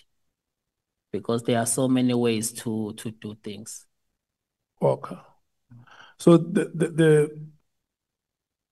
this information that you have, in your understanding, how was it going to come out? Because you have a very explosive information that you shocked us with today. If you say maybe there could have been another way to say it out, how were you going to make it known? No, for me, I think I did enough when I sent it to the a commanding channel. McBride reports to the minister, and my report ended up in Parliament. So it was up to those people that came across with it, how they deal with it. I mean the clause, not the McBride report. I mean this clause, when one of the members asked you, said, it is for the first time I speak about evidence like this one that I have. Yes, I has never get a chance. How was it going to come out? We plotted Patani, we plotted Mutiba, we plotted so and so. How was that going to come out? It means it was not going to come out because it's already 6 years. If we place it on record, how many plots were you involved in? No, I was involved with what is contained in the report. There was nothing else. I never left anything. So the Patani task team, you were part? Yes. And then what about acting Police Commissioner Mutiba? I was part. It's included. You were also involved? Yes. But you have been very scanty on the details about what happened with Mutiba. No, he acted a very short. Was it the very same team that was involved against Patani? Yes. That was also involved against Mutiba? Yes. Same dramatis personae, same characters? Yes. So to say, we have tried to stop Patani, I mean, or maybe to remove him from office now, is Mutiba, the struggle continues? Yes, and he was removed. And so with Patani was also removed, and then Mutiba was also removed. Yes. So the task team came later at some point to converge and say, mission accomplished. Not really. To your recollection, how many plenary meetings would you have had? Or how often, how regular were your meetings? Did you have a schedule to say, maybe we can meet fortnightly? It was often and regularly. Yeah. Often and regularly, but it was about pursuing a case. Yes. Up until you start gradually realize that when you picked up what is being said, you start realize that no, it's not about pursuing here. It's something else. So you might have met more than 10 times? Yes. Oh. And then these people who were being plotted, they did not know? Yes. I mean, in such very senior positions of a National Police Commissioner, people gather. I mean, were you using some magical ones, or that a senior police commissioner may not know? I mean, the intelligence services is reporting to them all state apparatus falling under the ambience of the police. They could not even detect that you guys were working under their feet. Correct. Okay. So tell me, this is going to be personal. You know, the book of Exodus says, Exodus 2:11 to 22, tells a story of Moses when he was still a young man. He came across an Egyptian fighting against a Hebrew. And then Moses joined the battle on the side of the Hebrew, and the Egyptian was killed. But when you go to Exodus 3, God sends Moses to go and deliver Israel out of Egypt. How do you understand these two verses if you were going to interpret them in accordance with your experiences in life? Yeah, it's a lesson. You might have killed an Egyptian in your life. It's a lesson. And you now want to deliver Israel. You reached the Damascus moment. Is that what you are saying? No, not really. Yeah, but it's a lesson to you. Yeah, not really. What you are saying, it's not exactly, Yeah, but it's a lesson. it's a lesson. So you want to confirm before this committee that one of the pillars that we are investigating of influence or a relationship between officials in the SAPS and members of the public is happening. That's correct. And this relationship is a corrupt relationship. Yes, And there could have been other members of society who were destroyed by this corrupt relationship. that's correct. Okay. And then okay, the people who are sitting here as politicians, in the eyes of the public, they are generally perceived as corrupt people. That is the perception that, the general perception that is there. Can you confirm here that there are officials in the administration of the state that may not be known but are corrupt? It is possible. It's possible. And you know some of them. No, it's possible with my experience Yeah. because we dealt with others. That there are public officials who involve themselves in corrupt activities. Yes, we dealt with them before. And politicians are the ones who are being slaughtered in most cases. Eh? No comment. No comment. Yes. Okay. Yeah. On the day that you received the letter, did you read that letter? Yes.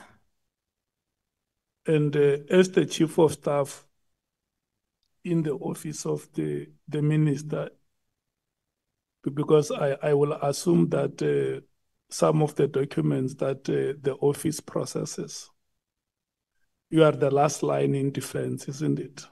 That's correct. You read through the documents and say, Minister, even before you sign, let's sit down here. I want to brief you about these correspondences or these memos because you are going to put your signature.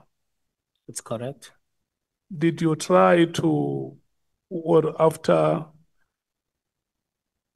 Advocate Pikoli has made his inputs, did you try to sound to the minister to say, following your directive, we have sent this letter to the attention of Advocate Pikoli. These are the recommendations he's making, and as the chief of staff in your office, I'm also satisfied that we can incorporate them in your sign, and then we release the letter. Yes, that's correct. And then with that, you did not find anything wrong with that letter. Yes, there's nothing wrong with that letter. The minister was justified to your own opinion and understanding to say we can sign and disband the PKTT, place a moratorium. Yeah, I saw nothing wrong with the letter because it was limited. He never overreached when I look at it, when he leave it to the National Commissioner to implement. So one will just expect that the National Commissioner will come back if there are any concerns. And then you still say that the letter which was written by Miss Mary DeHaas, yeah, because I think I called her doctor so many times last night. I must also enjoy the privilege to say, Miss Mary de Haas, you have not seen that letter. No. But